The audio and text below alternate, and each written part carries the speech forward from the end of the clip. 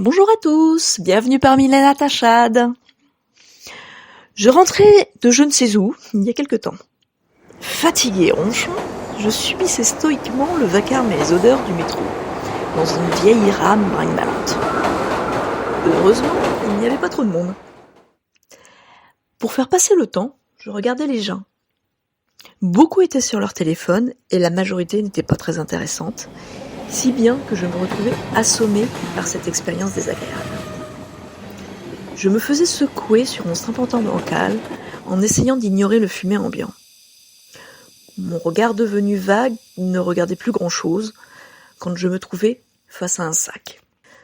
Une jeune femme s'était agrippée à la barre devant moi et j'avais son sac sous le nez.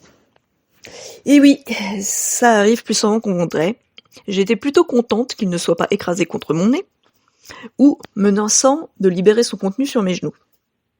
Et au final, je fus très contente d'avoir quelque chose de sympa à regarder. Car il me racontait toute une histoire, ce sac.